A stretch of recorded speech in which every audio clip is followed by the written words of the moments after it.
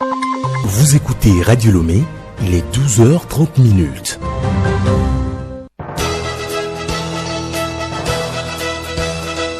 Le journal Hélène Assabi. Bonjour à tous et soyez les bienvenus dans la grande édition de la mi-journée. Au sommaire, les artistes togolais, toutes catégories confondues, vivront désormais de leurs arts. La législation nationale sur la protection du droit d'auteur, du folklore et des droits voisins va évoluer. Le gouvernement en Conseil des ministres hier a adopté un projet de loi à cet effet.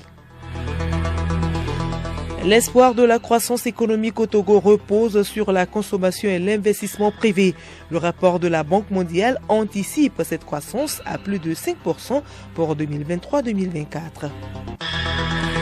Comment entretenir la paix dans la cellule familiale? Vous aurez la réponse dans ce journal.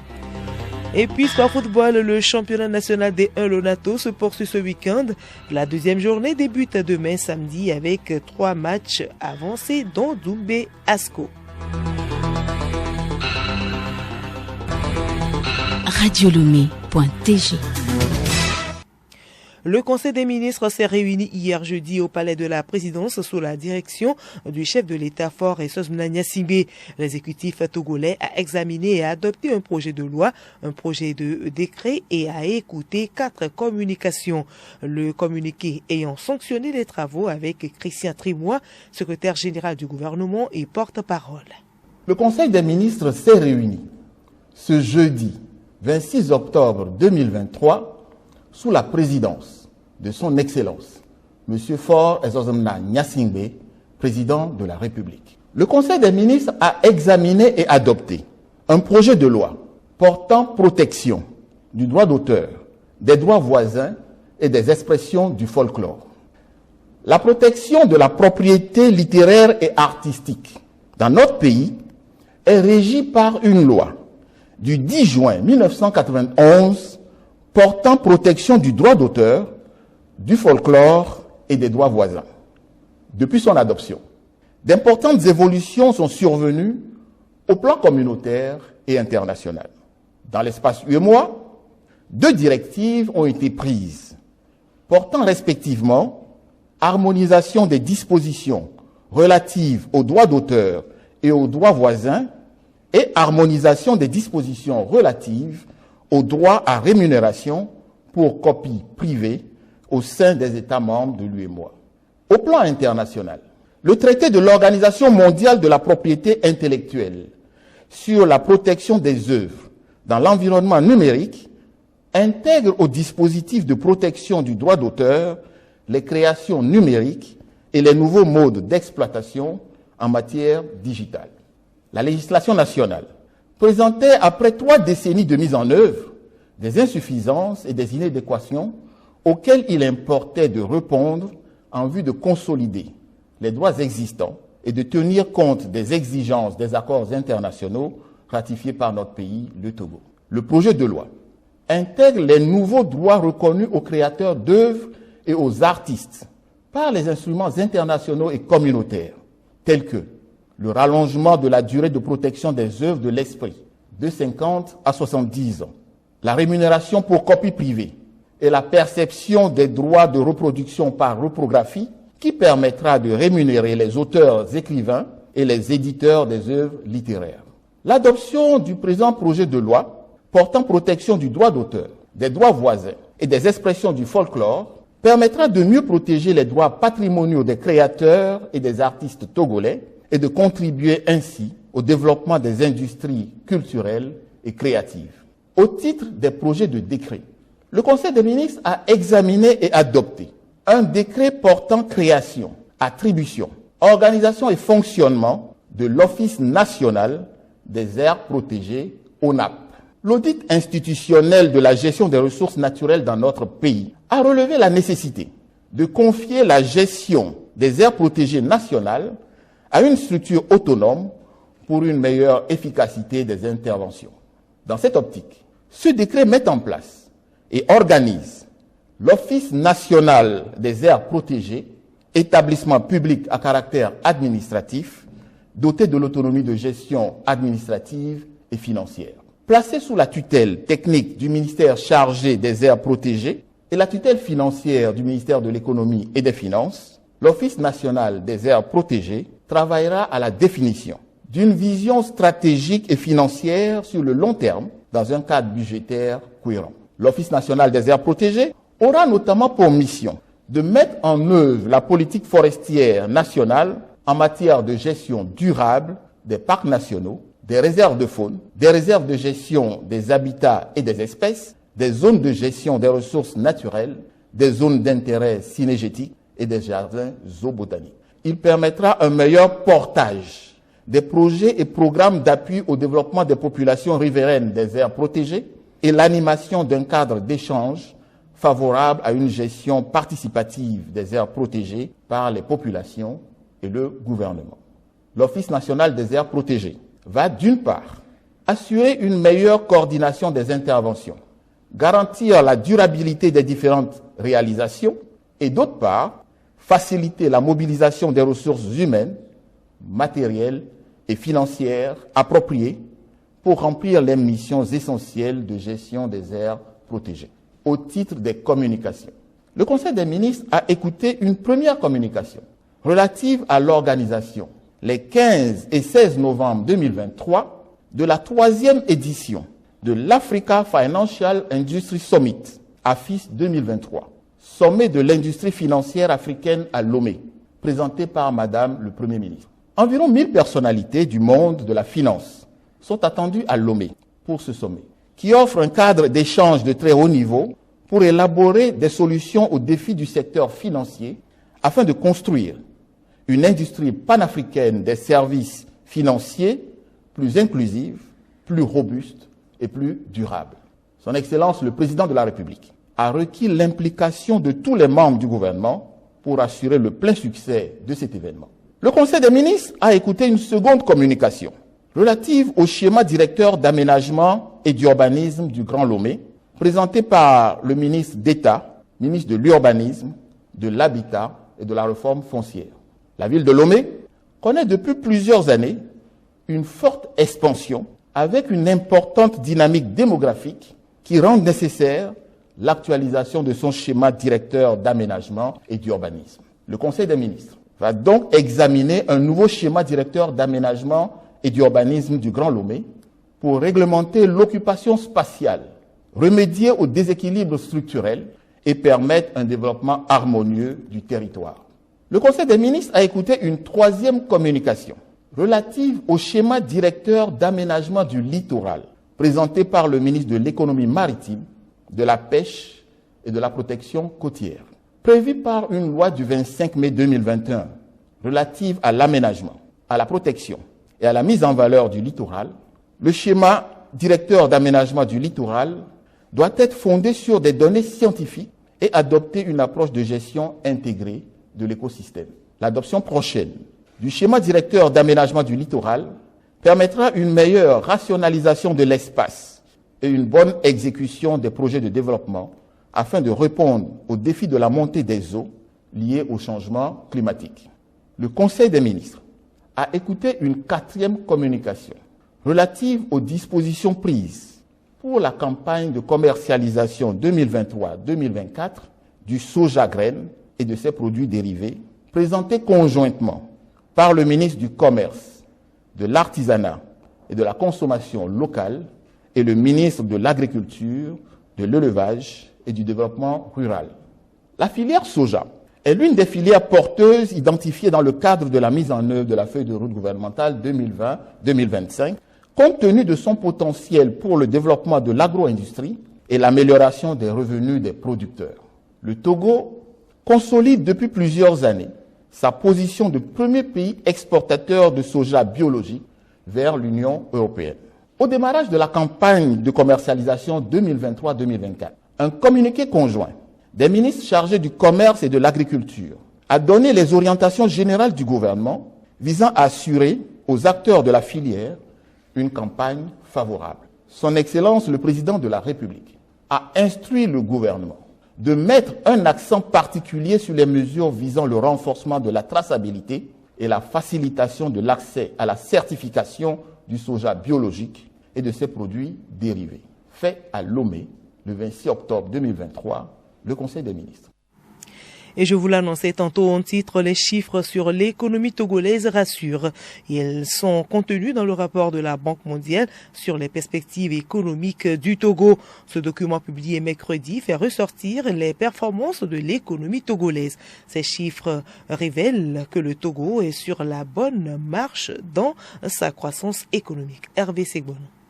L'ouverture commerciale et une mobilisation accrue des investissements privés seront essentiels pour libérer le potentiel de croissance du Togo. C'est ce que mentionne ce rapport. Le dit rapport indique que, dans un contexte international qui reste difficile, la croissance économique devrait se maintenir autour de 5,2% en 2023 et en 2024. Elle se renforcera pour atteindre 5,8% en 2025, tirée par un rebord de la demande extérieure et des conditions favorables à l'investissement privé. À moyen terme, le scénario de référence prévoit une stabilisation du potentiel de croissance du Togo à 5,5% jusqu'en 2030. Cependant, un programme de réforme ambitieux pourrait entraîner son accélération à 7% à travers la mobilisation de fonds pour atteindre donc les objectifs climatiques du Togo. Ce document précise la nécessité de renforcer l'inclusion sociale pour accroître la résilience des populations vulnérables dans les prochaines années, le renforcement des opportunités économiques pour les populations vulnérables ainsi que leur accès aux services de base permettront de réduire les disparités socio-économiques et de réaliser le plein potentiel du Togo. Merci à vous Hervé Segbono. Autre sujet dans ce journal, la journée mondiale du patrimoine audiovisuel est observée ce 27 octobre. Cette commémoration constitue un enjeu pour la civilisation. Les objectifs de l'UNESCO sont ambitieux puisqu'ils visent à constituer la mémoire du monde. Pourquoi conserver des fichiers audiovisuels? La réponse dans ce dossier de Solim Lemon. Les archives audiovisuelles racontent les histoires de la vie et des cultures des peuples du monde entier. Elles représentent un patrimoine inestimable, une affirmation de notre mémoire collective et une précieuse source de connaissances. Et pour cause, ces archives reflètent la diversité culturelle, sociale et linguistique de nos communautés. Ces contenus audiovisuels nous aident à grandir et à comprendre le monde auquel nous appartenons tous.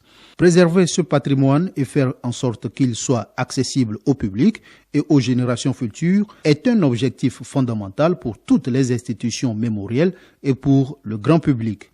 C'est donc à juste titre que la célébration de cette année est placée sous le thème « Votre fenêtre sur le monde ». En tant que fenêtre sur le monde, le patrimoine audiovisuel nous permet d'être témoins d'événements auxquels nous n'avons pas assisté, d'écouter les voix du passé et de créer des récits qui informent et divertissent. L'exploration des sons enregistrés et des images visuelles capturées sur film et vidéo nous permet non seulement d'apprécier la richesse culturelle, mais aussi d'en tirer des enseignements précieux. Cette célébration est l'occasion de sensibiliser l'opinion publique à la nécessité de prendre des mesures urgentes et de reconnaître l'importance des documents audiovisuels. La numérisation assure la conservation pérenne de la culture et la vie du pays. Elle permet de partager, de restituer plus rapidement les informations, valoriser plus facilement le patrimoine. Si les vidéos contenues sur les supports physiques d'antan ne pouvaient être lues qu'avec des appareils spécifiques, celles numérisées peuvent être lues sur un ordinateur ou n'importe quel support numérique adapté. Il est beaucoup plus facile de manipuler des données numérisées. C'est moins contraignant, plus rapide et plus adapté à l'évolution technologique des supports. La Journée mondiale du patrimoine audiovisuel commémore l'adoption en 1980 par la 21e conférence générale de l'UNESCO de la recommandation pour la sauvegarde et la conservation des images en mouvement. Et la conservation du patrimoine peut aider à instaurer la paix dans un pays. La paix est un état de concorde, d'accord, entre des personnes ou des groupes sociaux. C'est une absence de lutte sociale, de troubles. Comment maintenir la paix au sein de la famille? Nous avons tendu le micro à quelques concitoyens.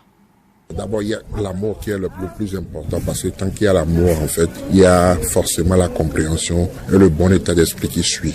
Donc, s'il y a un petit problème, il faut forcément qu'on s'asseye et qu'on puisse résoudre ces problèmes. C'est l'écoute, la compréhension que je pourrais dire, en fait, qui garantissent, en fait, la paix dans la cellule familiale. Mes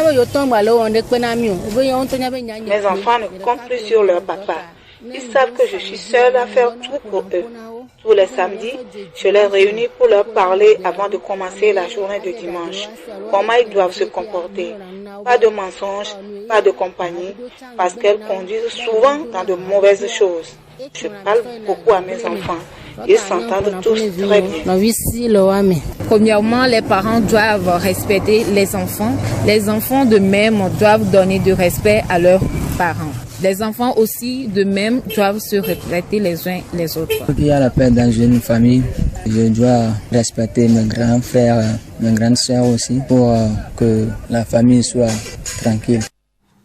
Amour, écoute, compréhension, tranquillité, bon état d'esprit, respect sont autant de vertus relevées par l'homme de la rue pour évoquer la recherche et le maintien de la paix dans la famille. Mais sont-elles suffisantes pour entretenir cette paix dans la sphère familiale? Juliette Kamdé nous en dit davantage. La paix est une valeur, un état d'esprit, une volonté de bienveillance, de confiance, de justice.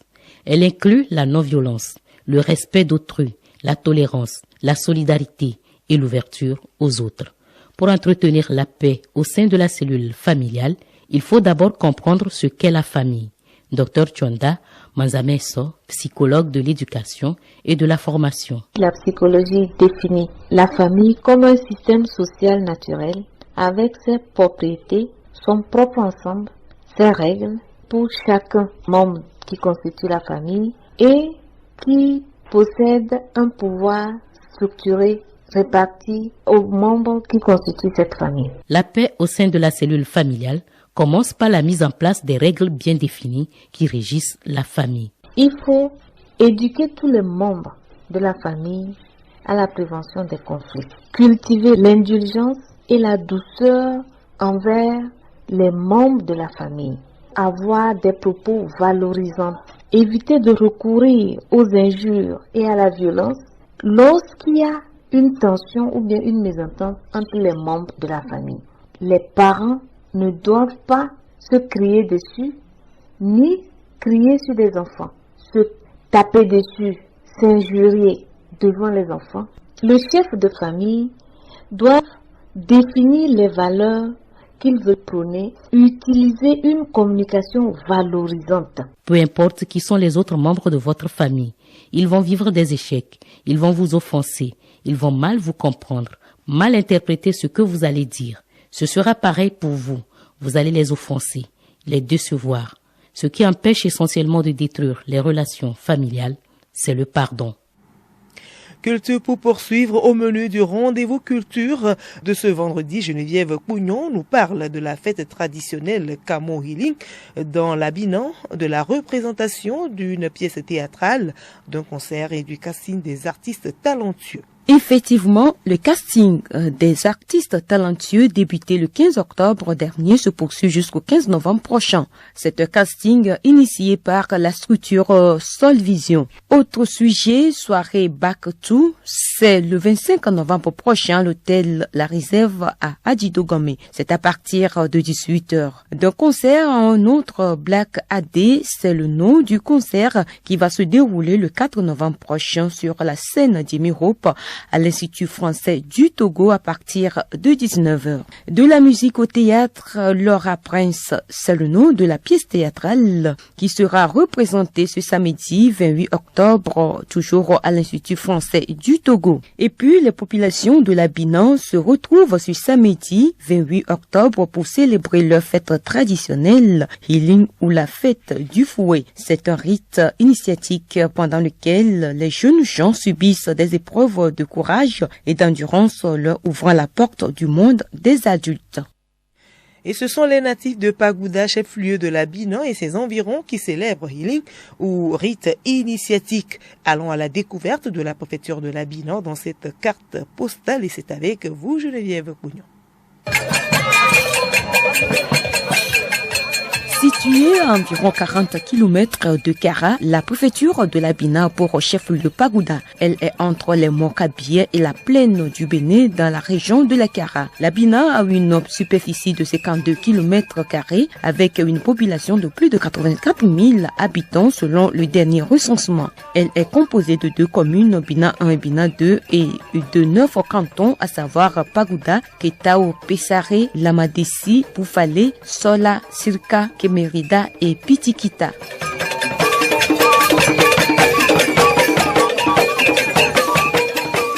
Son climat est de type tropical avec 2 saisons, une sèche et une pluvieuse. La végétation est essentiellement constituée d'arbres plantés le long des rues sur des espaces publics et privés. En dehors des espaces naturels qui meublent la plaine des rivières, le Néré, le Baobab, l'ébène offrent un joli panorama verdoyant en automne. La principale activité des populations de la Bina est l'agriculture. Elle est vivrière. Le mil, le maïs, l'igname, le taro, le haricot, l'arachide, le voandou, le soja sont les principales cultures. L'agriculture et l'eau étant intimement liées, ces populations pratiquent aussi les produits maraîchers comme le gombo, le piment, l'aubergine, la carotte, le chou, la tomate, la laitue. Elles élèvent aussi les ovins, les caprins, les volailles, les porcins et les bovins. Sur le plan économique, le marché de Ketao fait de cette préfecture un centre commercial du Togo.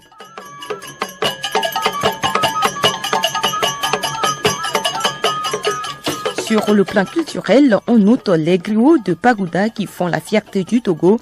Ils offrent la musique traditionnelle inédite lors des manifestations culturelles. Célébré chaque dernier samedi du mois d'octobre ou le premier du mois de novembre, Healing est un rite initiatique qui a pour but de créer l'endurance, le courage chez le jeune de la Bina afin de défendre sa communauté.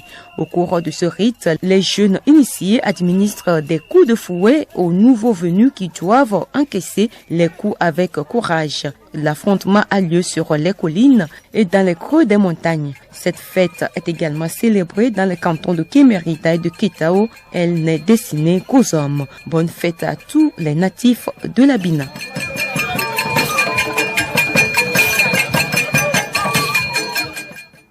Et sans transition, nous passons au sport football. La D1 Lonato entame ce week-end sa 2e journée. 3 matchs en avancée ce samedi et les 5 autres dimanches. Le calendrier avec Solim Lemon. Ce samedi, à 15h au municipal de Kara, Bikinti Football Club reçoit Kakadal Football Club.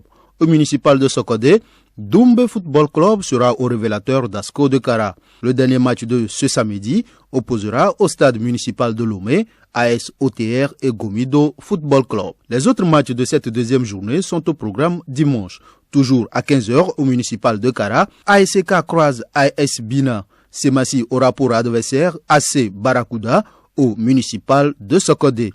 Au stade Dr Kaolo de Tchévier, Espoir de Zio affronte Unisport Football Club. AS Boulessou Tambo Football Club, la rencontre aura lieu au stade Anani Chardé d'Aneho. Dernière rencontre de cette 2e journée, Dito Football Club reçoit Entente 2 de Lomé au stade municipal de Lomé. La première édition de l'African Football League se poursuit. Les derniers quarts de finale se sont disputés hier. Le tout-puissant Mazembe de la République démocratique du Congo a perdu 0-3 pour l'Espérance Tunis qui se qualifie donc pour les demi-finales. Dans l'autre quart de finale, le Wydad Athletic Club du Maroc a aussi étrié Enimba du Nigeria 3-0. Après ces derniers quarts de finale, voici les affiches des demi-finales. Al-Ali Mamelodi Sandoz, puis Espérance de Tunis, Wydad Athletic Club. 3e journée de la Ligue Europa, Olympiakos bat West Ham 2-1. Le FK TSC perd 1-3 pour Fribourg. Marseille bat AEK Athènes 3-1. Real Betis en déplacement épingle Aris Limassol 1-0. Storm Graz et Atalanta font jeu égal 2 buts partout. Molde étrille Heiken 5-1. Brighton bat Ajax 2-0, puis Liverpool étrille Toulouse 5-1.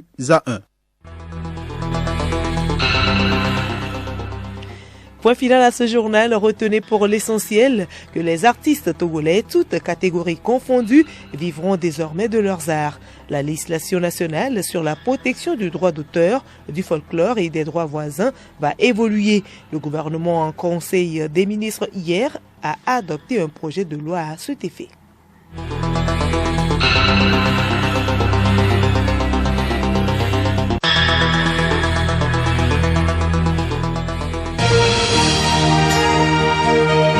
Radio Lomé, boîte postale 434, email radiolomé@radiolomé.tg.